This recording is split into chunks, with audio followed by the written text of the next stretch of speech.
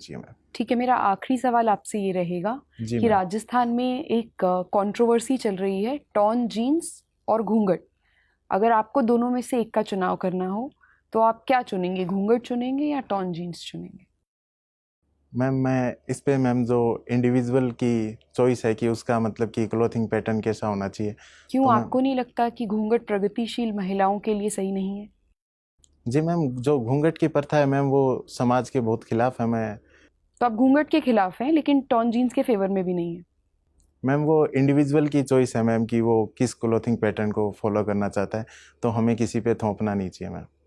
पर घूंघट की प्रथा खत्म होनी चाहिए, नहीं होनी चाहिए? जी मैम, ज़रूर होनी चाहिए मैम। तो फिर हमारे कल्चर का क्या? मैम जो कल्चर है मैम, वो जो यदि हम सोसाइटी में देखें, बहुत सारी सोशल इंस्टीट्यूशंस हैं मैम, तो वो एक साथ एक हारमोनी में एग्जिस्ट करती हैं। जिस समय ज़रूरत थी घूंघट की मैम, कि जो मेडिवल टाइम था उस समय जो बाहरी आक्रांता आते थे इसलिए घूंघट की ज़रूरत पड़ी थी, उसका उस टाइम पे कुछ फंक्शन था। आज वो एक डिसफंक्शन बन चुका है, तो उसको हमारे कल्चर और सोसाइटी से बाहर निकलना चाहिए मैम। ठीक है, गौरव, आपने राजभाषा के संदर्भ में कुछ काम किया है। जी मैम। गौरव, क्या आपको लगता है कि आज के ज़माने में अंग्रेज़ी आना आवश्यक है? जी मैम, अंग्रेजी एक ग्लोबल लैंग्वेज है और इसमें एम्प्लॉयमेंट अपॉर्चुनिटी सबसे ज़्यादा है, तो इसलिए मैम कि अंग्रेजी एक आवश्यक भाषा बन चुकी है आज के। क्यों जर्मन्स, चाइनीज़ ये तो अंग्रेज़ी नहीं सीखते हैं, ऐसा क्यों है कि भारत में ही अंग्रेज़ी को इतनी महत्वता दी जाती है? जी मैम, उसके जो 2 या 3 प्रमुख कारण हैं। पहला तो मैम कि हम ब्रिटिशर्स की कॉलोनी रहे थे, तो उन्होंने इंग्लिश को जो प्रमोट करना स्टार्ट किया था 1800 के बाद मैम, जो 1813 के एक्ट के बाद, तो उसके बाद से मैम हमारे यहाँ इंग्लिश का प्रचलन एक तो बढ़ गया। दूसरा मैम कि जो यूएस की हेजेमनी थी, जिसमें उसकी कल्चरल हेजेमनी का एक पार्ट था कि जो उसकी इंग्लिश लैंग्वेज है उसको डेवलप किया जाए, तो उसका मैम हम हुए। तीसरा जो हमारे ग्लोबलाइजेशन और एलपीजी रिफॉर्म है, उसके बाद सर बाहर से जो एमएनसीज आई हैं और जो एम्प्लॉयमेंट अपॉर्चुनिटीज़ क्रिएट हुई, वो मैम इंग्लिश लैंग्वेज में हुई थी। अगर मैं आपको एक चॉइस दूं कि आप दो लोग हैं जिन्हें आप हायर कर सकते हैं, एक जिसे सिर्फ हिंदी आती है लेकिन बहुत अच्छे से हिंदी आती है, काम में भी सक्षम है, दूसरा जिन्हें हिंदी अंग्रेजी दोनों आती है लेकिन काम में ठीक ठाक है, आप किसका चुनाव करेंगे?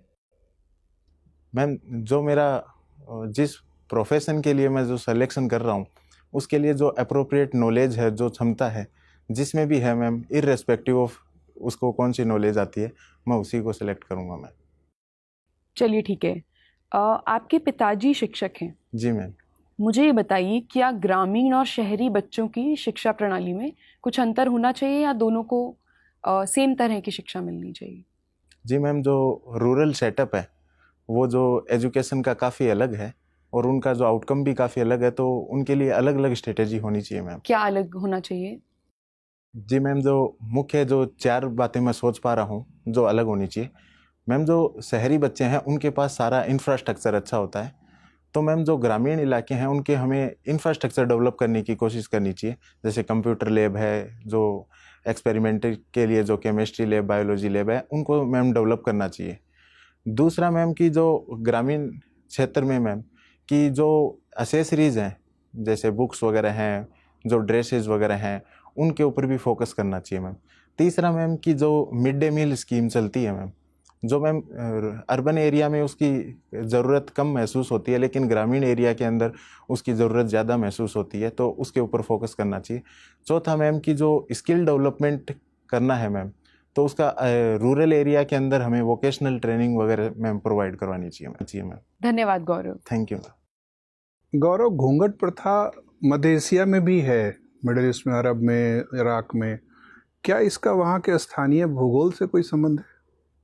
जी सर, जहाँ तक मैं समझ पा रहा हूँ सर जो वहाँ पे सर मिडिल ईस्ट में सर जो ट्रॉपिकल हैं और वो डेजर्ट एरिया है और काफ़ी ज़्यादा सनलाइट आती है सर, तो स्किन को बचाने के जो फेस क्या स्किन घूंघट प्रथा पुरुषों में भी है? सर पुरुषों में जो दूसरा जो मैकेनिज्म अपनाते हैं सर, वो जिसमें ना दाढ़ी और मूंछ को सर बढ़ा के अपनी स्किन को कवर करते हैं उनके जो रेडिएशन के खिलाफ। बनारस में आप रहे हैं 4-5 साल तक। जी सर। बताइए बनारस की क्या खासियत है? कुछ इस तरीके से बताइए ताकि जो कभी गया ना हो उसके मन में लालच पैदा हो जाए कि एक दफ़ा बनारस का दर्शन कर लिया जाए। सर जो बनारस है सर, मैं उसकी सर 4 बातें बताना चाहूँगा जिससे सर किसी को भी सर बनारस में इंटरेस्ट पैदा हो जाएगा सर। सर सबसे पहले सर ये कल्चरल कैपिटल है ये पूरे भारत की, जिसमें सर जो बुद्धिज़्म, हिंदुज़्म, जैनिज़्म, इनके सर जो रूट्स हैं वो उस जगह से लगे हुए हैं सर। दूसरा सर मैं बताना चाहूँगा सर, जो बनारस है सर, वो उसको गलियों का शहर कहा जाता है। एक प्राचीन शहर है जिसमें जो प्राचीन जो किस तरीके से जीवन शैली जी जाती है उसके बारे में सर पता चल सकता है। तीसरा सर मैं जो गंगा है और उसके जो घाट हैं और उसके अराउंड जो कल्चर डेवलप हुआ है वहाँ का सर, मैं उसके बारे में भी बताना चाहूँगा। चौथा सर जो वहाँ पे जो संगीत है, ध्रुपद संगीत के जो प्रोग्राम होते हैं और जो वहाँ का लोकल हैंडीक्राफ्ट है और जो बाकी दर्शनीय स्थल हैं सर, जैसे वहाँ पे संकट मोचन बालाजी का मंदिर है, दुर्गा कुंड है, विश्वनाथ का मंदिर है। तो सर ये सब चीज़ें सर काफ़ी अट्रैक्टिव हैं बनारस के बारे में। अच्छा, आपके इस पूरे विवरण में बनारस की गंगा जमुनी संस्कृति का इशारा नहीं मिला। ये इत्तेफाक है या किसी खास मनोवृत्ति का सूचक है?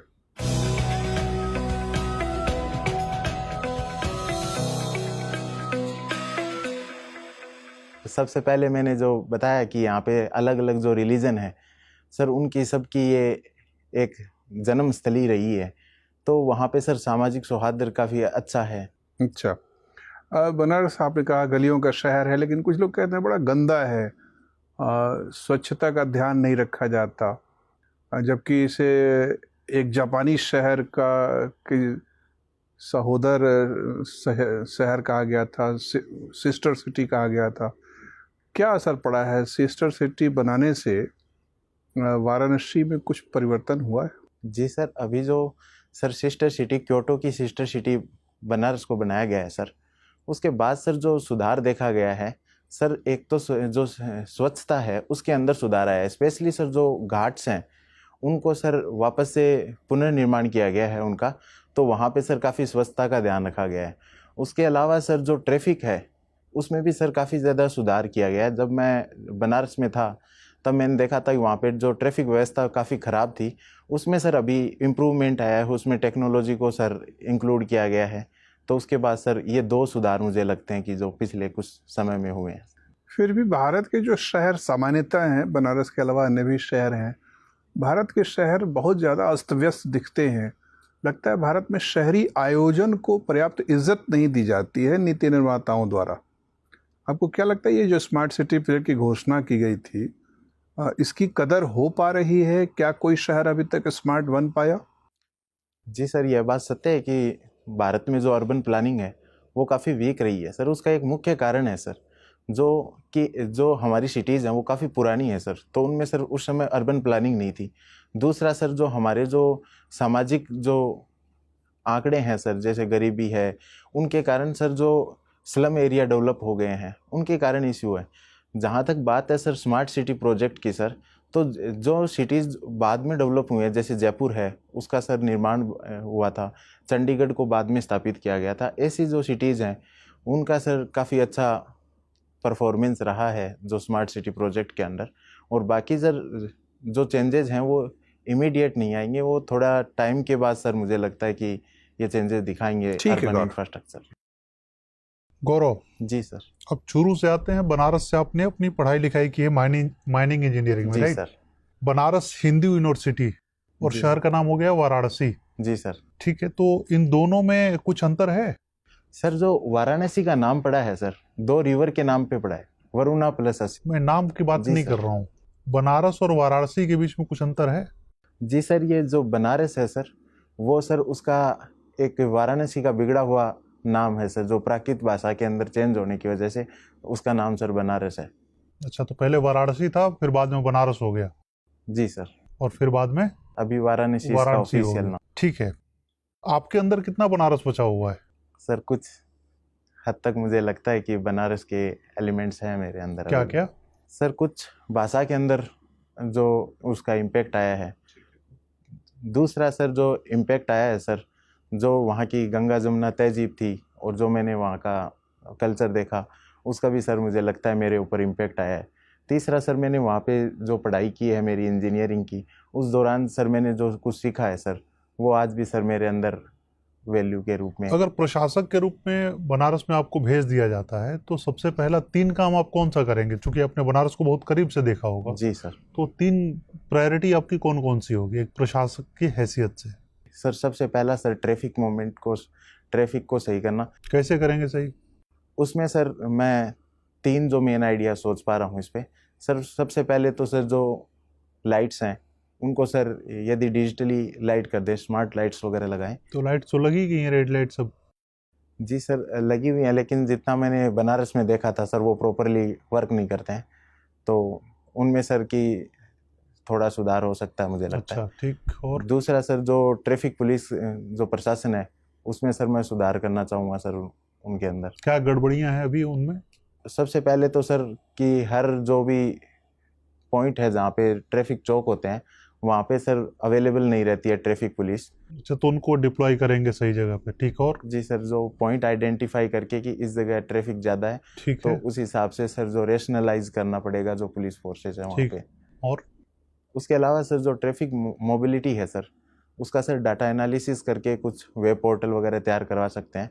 और एक हो गया information ट्रैफिक, दूसरा? सर मैं वहाँ पे स्वच्छता पे ध्यान देना चाहूँगा सर, सैनिटेशन पे।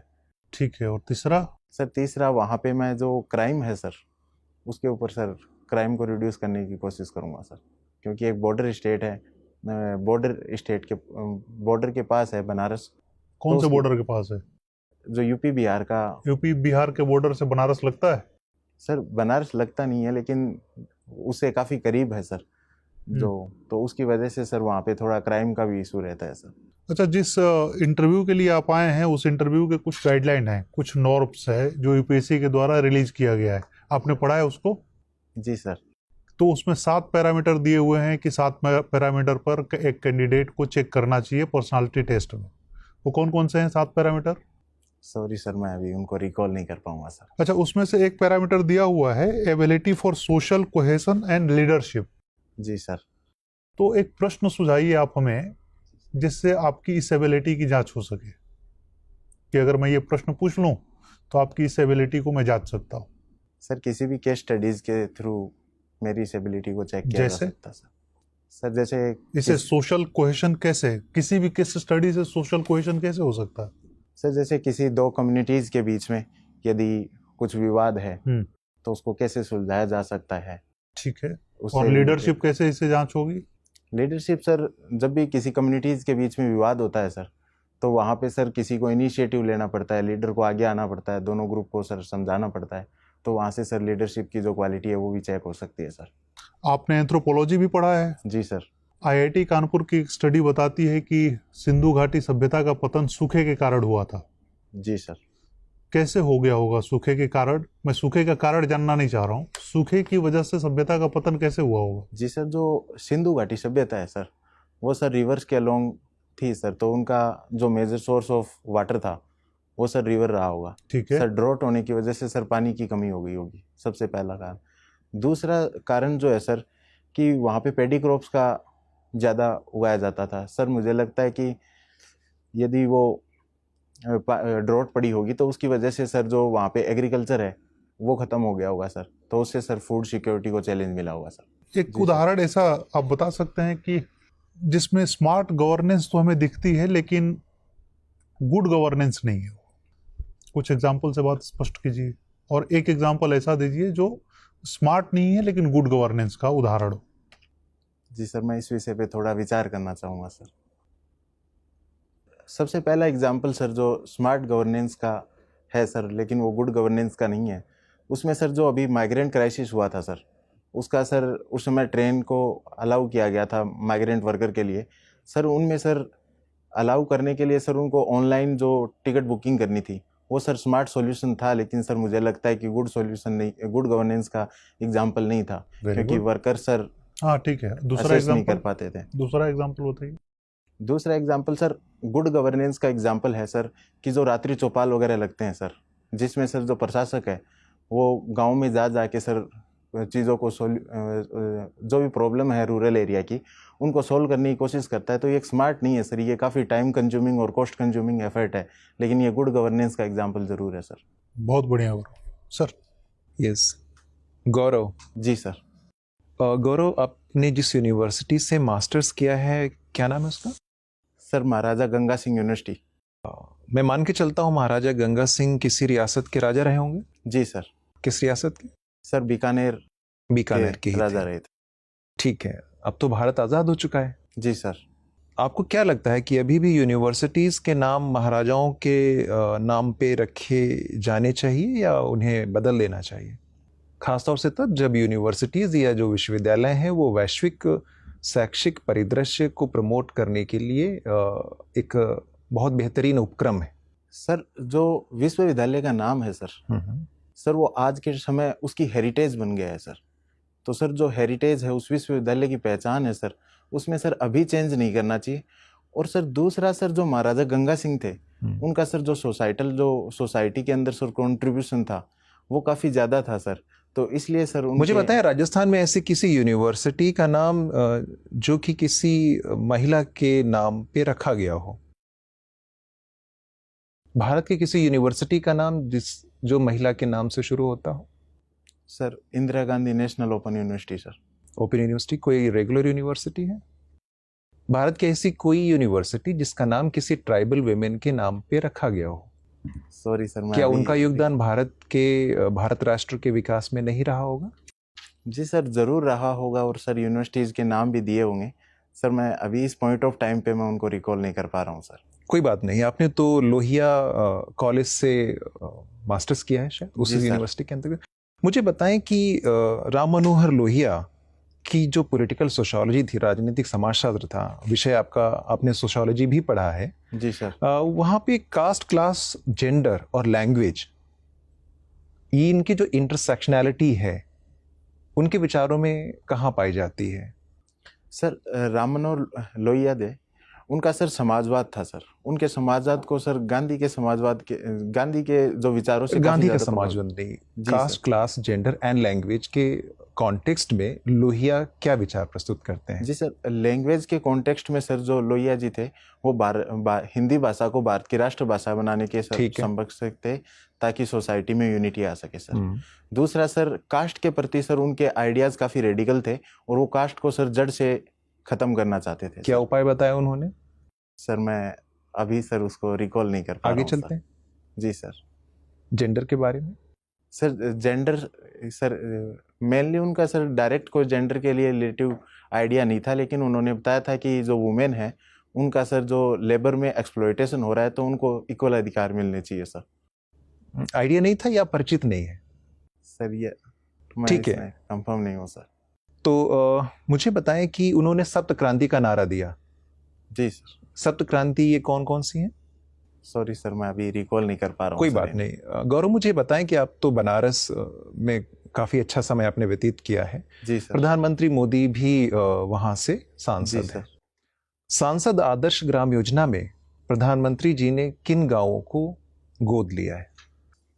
सॉरी सर मैं इस विषय के बारे में भी अवेयर नहीं हूँ सर। इस स्कीम का क्या उद्देश्य है? जी सर, इस स्कीम का जो मुख्य उद्देश्य है सर कि जो किसी भी कंस्टिट्यूएंसी के अंदर हर साल में एक गांव को आदर्श गांव के रूप में डेवलप करना है।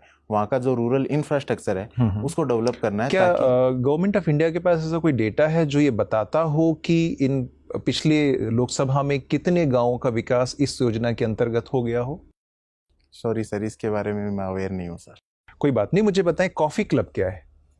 अंतर्राष्ट्रीय जो संबंध है सर उसमें सर जो G4 ग्रुप है जो UNSC के अंदर परमानेंट सीट्स आते हैं तो उनका सर विरोध करने के लिए सर एक ग्रुप बनाया गया है कॉफी क्लब। उसको कौन कौन से कंट्रीज हैं कॉफी क्लब में?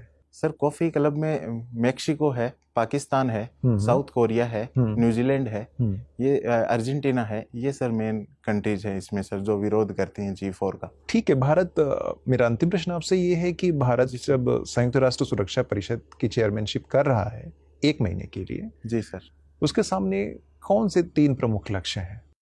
पहला लक्ष्य है सर भारत को टेररिज्म के खिलाफ सर जो हमने डेफिनेशन का सर वो प्रपोजल दिया था सर उसको रखना चाहिए। दूसरा सर जो अफगानिस्तान का इशू है सर उसमें सर जो ग्लोबल पावर्स हैं उनको सर कुछ इंटरवीन करना चाहिए क्योंकि वहाँ पे ह्यूमन राइट वायलेशन हो रहा है ज़्यादा। सर तीसरा जो इशू है सर उसमें सर कोरोना वैक्सीन से रिलेटेड सर जो IPR के ये जो आप बता रहे हैं, ऑब्जेक्टिव्स जो बता रहे हैं, वो आप अपने अनुसार बता रहे हैं या भारत की घोषित नीति कुछ इससे अलग है? आपने पढ़ा है कहीं? जी सर, मैंने जो मेन 4 पढ़े थे सर, अच्छा, उसमें से सर 3 मैंने बताए हैं सर। ठीक है, अच्छी बात सर। गौरव जी, आप कबड्डी खेलते हैं? जी सर। कबड्डी ओलंपिक्स में है? नहीं सर। अच्छा, क्रिकेट भी खेलते हैं? जी सर। वो ओलंपिक्स में है? नहीं सर। बताइए, इंडियंस ज़्यादातर गेम ऐसे खेल रहे हैं जो ओलंपिक्स में नहीं है। अच्छा, वैसे ओलंपिक्स में खराब परफॉर्मेंस का कारण क्या है इंडिया के, आप क्या समझते हैं? जी सर, जो ओलंपिक्स के अंदर भारत की जो परफॉर्मेंस रही है सर, उसके जो मैं कुछ मुख्य 5 कारण जो सर मैं बताना चाहूँगा सर। प्लीज। उसमें सर सबसे पहला है जो हमारा सोशल एटीट्यूड है गेम्स के लिए, तो सर वो अप्रोप्रिएट नहीं है सर।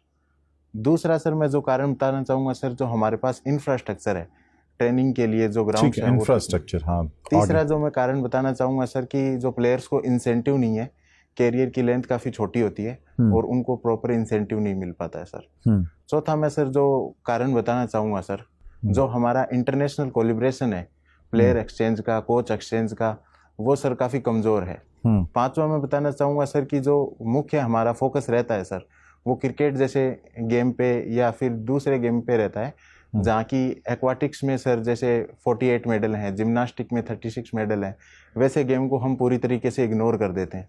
तो ये हमारी परफॉर्मेंस के कुछ मुख्य 5 कारण हैं। सोशल एटीट्यूड आपने कहा, इसका क्या मतलब होता है? जैसे गेम्स के प्रति सोशल एटीट्यूड? जी सर, जैसे लोकल कहावत है कि पढ़ोगे लिखोगे तो बनोगे नवाब, खेलोगे कूदोगे तो बनोगे खराब। तो इसमें सर दिखाया जाता है कि लोगों को सबसे पहले सर जो अपनी आजीविका सिक्योर करने के लिए सर पढ़ाई के ऊपर ज़्यादा फोकस करने को बोला जाता है। तो ये सर सोशल एटीट्यूड है कि जिसमें स्पोर्ट्स को सर कम प्रमोट किया जाता है सोसाइटी के द्वारा ही सर। ओके। आपने सोशियोलॉजी में एमए किया है, उसके बाद एंथ्रोपोलॉजी ले लिया? जी सर। ठीक। तो और राजस्थान से आप बिलोंग करते हैं? जी सर। एनसीआरबी का जो लेटेस्ट डेटा है उसके अनुसार अगर हम रेप केसेस में स्पेशली देखें तो राजस्थान टॉप पे है। जी। पैट्रियार्की के अलावा क्या कुछ स्पेसिफिक कारण है, मतलब कुछ ऐसे स्पेसिफिक कारण, जैसे समझिए कि जेंडर डिस्क्रिमिनेशन पूरे इंडिया में प्रिवेल कर रहा है तो राजस्थान में भी कर रहा है, लेकिन राजस्थान में क्या स्पेसिफिक कारण है, कुछ बता सकते हैं आप, जो अदर स्टेट से अलग हो, जो राजस्थान का स्पेसिफिक हो? क्यों इतने रेप केसेस वहाँ सब टॉप पे क्यों है? जी सर, जो इसके जो मैं मुख्य कारण समझता हूँ सर, जो पूरे भारत से सर राजस्थान की सिचुएशन एक टिपिकली रूप से अलग इसलिए है सर, राजस्थान एक प्रिंसली स्टेट रहा था सर, तो वहाँ पे सर 13 गुलामी सहन की थी लोगों ने, तो वहाँ पे सर कोई सोशल रिफॉर्म मूवमेंट नहीं हुए थे। दूसरी तरफ भारत में देखा जाए तो सर 1800 के बाद से सोशल रिफॉर्म मूवमेंट स्टार्ट हो गए थे, तो राजस्थान में सर किसी प्रकार की सोशल रिफॉर्म मूवमेंट मेजर हुई नहीं सर पहले। दूसरा सर इम्पोर्टेंट कारण है सर कि वहाँ पे जो जियोग्राफिक और जो क्लाइमेटिक कंडीशन काफी हार्ड है सर, तो लोगों को सर जो अपना मोस्ट ऑफ द टाइम है सर वो अपनी आजीविका अर्जन करने में ही सर लग जाता है। तो उसके बाद सर जो सामाजिक जो रिफॉर्म्स, जो सोशल रिफॉर्म्स लाने हैं उसके लिए सर वो उतना एफर्ट नहीं डालते। और तीसरा सर जो मैं मुख्य कारण समझता हूँ, जो पैट्रियार्की के जो प्रिजुडिसेस हैं, जो हम महिलाओं के लिए 4 प्रिजुडिस रखते हैं कि वो वीकर हैं, इमोशनल हैं, बहुत बढ़िया। एंथ्रोपोलॉजी आपका ऑप्शनल है। जी सर। लॉन्गी मैन के बारे में सुना है क्या? लॉन्गी मैन, ड्रैगन मैन? जी सर। क्या है बताइए? सर ये कुछ फॉसिल्स के नाम हैं जो सर चाइना के अंदर मिले थे, जहां तक मैं रिकॉल कर पा रहा हूँ। ठीक है, ठीक है, thank you Gaurav ji, thank you. Gaurav ji ma'am, मुझे ये बताइए कि भारत की अर्थव्यवस्था के सामने सबसे बड़ी 3 चुनौतियां इस वक्त क्या हैं? जी मैम, जो मुख्य 3 जो चुनौतियां हैं जो मैं अभी रिकॉल कर पा रहा हूँ सर, मैम सबसे पहली जो चुनौती है जो एनपीए बढ़ रहा है वापस बैंकों का, वो है। दूसरी जो है मैम कि जो हमारा मैन्युफैक्चरिंग सेक्टर है जो पहले से कमज़ोर था, वो मैम की लॉकडाउन की वजह से काफ़ी ज़्यादा कमज़ोर हो गया। तीसरी जो मैम मैं समझता हूँ जो इनफॉर्मलाइजेशन ऑफ इकोनॉमी है सर मैम, जो उसका सुधार नहीं हो पा रहा है अभी भी मैम, जो रेडिएशन के खिलाफ। आपने अपने एक उत्तर में कहा था कि हमें हमारी इनफॉर्मल इकोनॉमी के वजह से हम बहुत सारी चीज़ें समस्याओं से ग्रस्त हैं। इनफॉर्मल इकोनॉमी से इतना परहेज क्यों करते हैं? आखिर इनफॉर्मल इकोनॉमी के होने से क्या क्या परेशानियां हैं? हजारों साल से हमारी इकॉनमी तो इनफॉर्मल ही रही है। सर जो मेजर जो प्रॉब्लम मैं समझता हूँ कि इनफॉर्मल इकोनॉमी से क्रिएट होती हैं सर, सबसे पहला सर कि जो टैक्स कलेक्शन है सर जो गवर्नमेंट का, वो सर काफ़ी रिड्यूस हो जाता है, उसका बेस काफ़ी कम हो जाता है। दूसरी प्रॉब्लम में जो वहाँ पे सर वो जो वर्कर और एम्प्लॉय काम कर रहे हैं सर, उनको सर सोशल सिक्योरिटीज़ वगैरह प्रोवाइड नहीं की जाती। और सर उसमें जनरली देखा गया है कि जो वर्कर हैं हमारे यहाँ लेबर जो एक्सेसिव अमाउंट में है, तो सर उनका एक्सप्लॉयटेशन भी सर किया जाता है। तीसरा कारण है सर कि जो हम पॉलिसी निर्माण करते हैं, monetary policy, fiscal policy, sir उसका सर इम्प्लीमेंटेशन अच्छे से नहीं हो पाता, क्योंकि सर जो इनफॉर्मल इकोनॉमी है सर उसके डाटा नहीं होते। तो उसकी वजह से सर जो हम कोई भी स्टेप लेते हैं मैक्रो इकोनॉमिक्स के, तो सर उनका हम इनफॉर्मल इकोनॉमी की क्या परिभाषा है या इनफॉर्मल इंटरप्राइज की क्या परिभाषा है? सर जहाँ तक मैं समझता हूँ सर कि उनको सोशल सिक्योरिटी नेट और फिक्स्ड इनकम जो प्रोवाइड नहीं करवाई जाती, तो सर उसको इनफॉर्मल इकोनॉमी मानते हैं, जो किसी एक्ट वगैरह के अंदर नहीं आते और अपना इनकम टैक्स वगैरह फिल नहीं करते। लेकिन सामाजिक सुरक्षा तो अब संगठित कंपनियों में भी कम होती जा रही है। अब तो हायर एंड फायर पॉलिसी है, कंपनियां वर्कर्स को निकाल देती हैं 1 महीने का नोटिस दे के। तो क्या आपको लगता है कि जो संगठित क्षेत्र है या जो फॉर्मल है वहाँ श्रमिक अब सुरक्षित कार्य कर पा रहे हैं? सर जो मार्केट फोर्स है और कैपिटलिज्म है सर, उसके अंदर सर जो मार्केट डिमांड के हिसाब से चलना पड़ता है, तो सर जो social securities most of the मतलब मैं यही कह रहा हूँ कि फिर तो कोई फर्क ही नहीं रहा। इनफॉर्मल में भी असुरक्षित रहते हैं, फॉर्मल में भी असुरक्षित रहते हैं। सर फॉर्मल इकोनॉमी में सर जो एक्सप्लॉयटेशन है लेबर का सर उतना नहीं है जितना सर इनफॉर्मल इकोनॉमी के अंदर है, क्योंकि सर उसको गवर्नमेंट किसी तरीके से रेगुलेट नहीं कर सकती इनफॉर्मल इकोनॉमी को।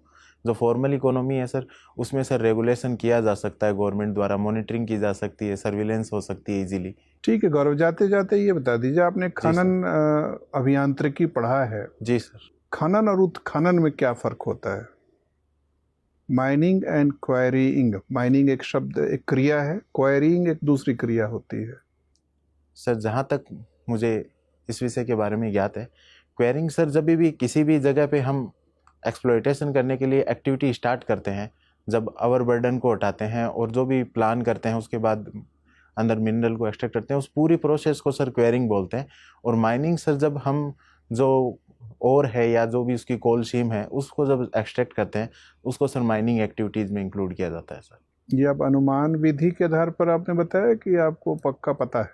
जी सर, मैं गेस कर रहा हूँ इस विषय में। ठीक है गौरव, आपसे बातचीत करके अच्छा लगा। आपका इंटरव्यू हो गया, आप जा सकते हैं। जी sir, thank you sir, thank you. क्या मूल्यांकन है आपका? सर कुछ 2-3 गलतियां कर दी सर मैंने। एक तो सर मैंने कोट का बटन ओपन नहीं किया था बैठते समय, उसे मैं भूल जाता हूँ।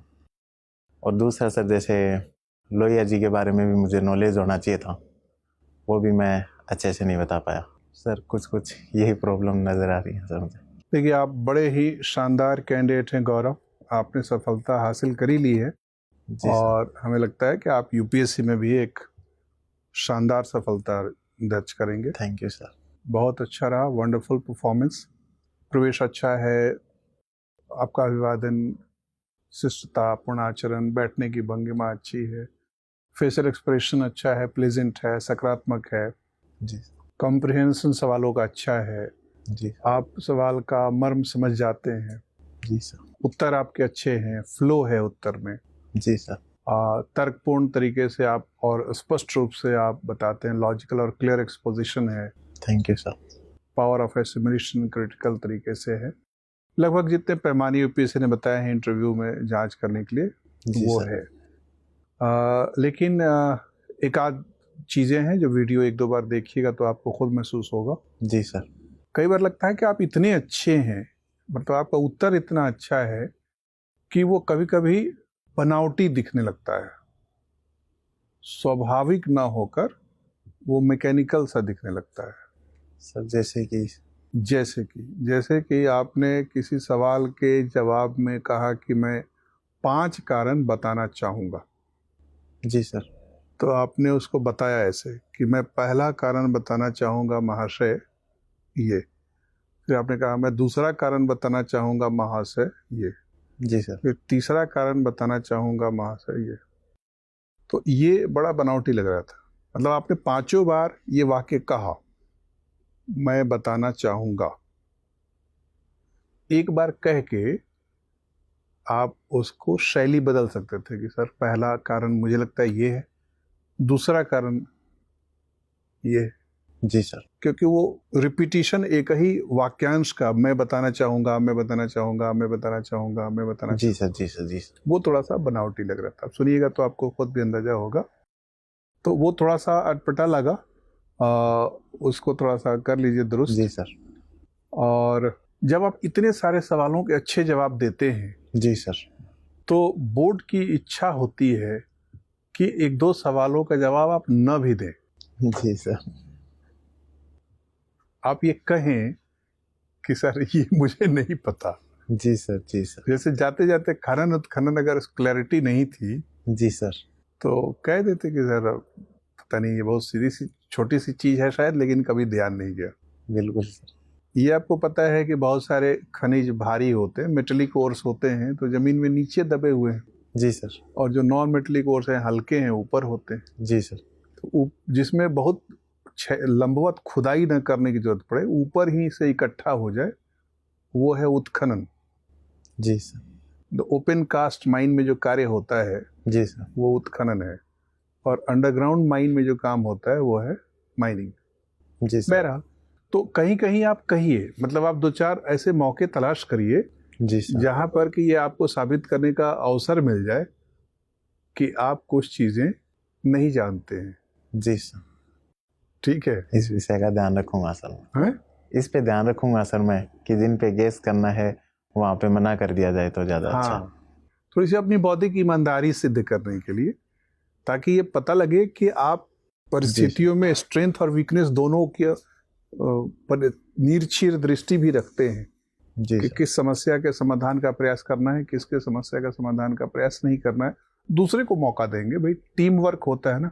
जी सर। तो सारा काम आप थोड़ी थोड़ी करेंगे, किसी कोई काम दूसरे को सौंपेंगे, डेलीगेट करेंगे। जी सर।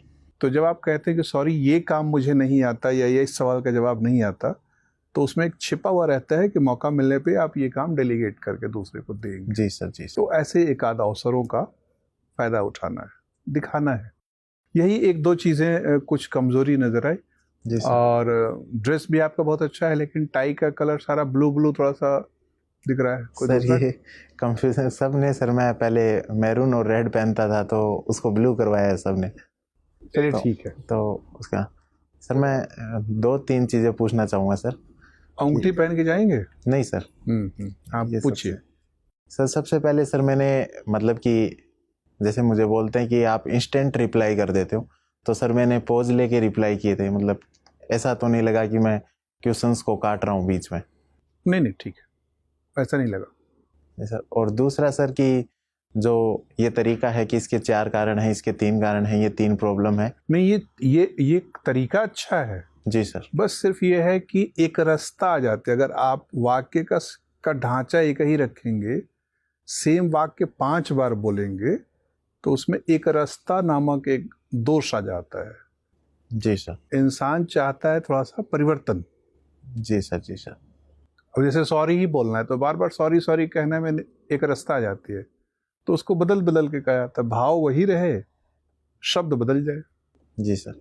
सर एक जनरली बोर्ड में पूछा जाता है जब लास्ट के समय कि आप हमसे कुछ पूछना चाहते हो क्या, तो सर ऐसे क्वेश्चन का क्या रिप्लाई करना चाहिए? देखिए, उसका ज़्यादा सुरक्षित उत्तर है कि नहीं सर, ठीक है, वो शायद वो एक ट्रैप होता है। जी सर। कि कहीं किसी प्रश्न से आपके मन में कोई चिढ़ तो नहीं है। जी सर। और वो एक मनोवैज्ञानिक जांच करने के लिए सवाल का सामने रखा जाता है। जी सर। तो उसको बहुत ही विनम्रता के साथ मुस्कुराते हुए बताना है कि नहीं सर। और सर एक क्वेश्चन ये भी पूछा जाता है कि हमसे कोई ऐसा क्षेत्र छूट गया जिससे आप चाहते हो कि हम आपसे प्रश्न करें, तो लास्ट में पूछते हैं सर। ये एक क्रिएटिव आपका डिजायर, अगर आपको लगता है कि आपके व्यक्तित्व का कोई ऐसा पहलू है जो आपका स्ट्रॉन्ग पॉइंट है, जैसे पूछा जाता है ना कि आपकी स्ट्रेंथ क्या है, आपकी वीकनेसेस क्या है, जी सर। तो आपके अपने मूल्यांकन के हिसाब से आपके व्यक्तित्व का जो मजबूत पहलू है जी सर। उसको उजागर करना चाहिए। और अगर इंटरव्यू में प्रश्नावली के माध्यम से वो नहीं आ पाया है वो पहलू, जी सर। तो वहाँ आप ध्यान आकृष्ट कर सकते हैं। लेकिन इसमें भी जोखिम ये है कि उस पर वो एग्रेसिव क्वेश्चंस आ सकते हैं। जी सर। तो आप अगर उस पक्ष पे तैयार हैं अपने आप को, जी तो सर। उसको उजागर करिए। जी सर, मैं ध्यान रखूँगा। चलिए, ऑल द बेस्ट। ठीक है, थैंक यू सर।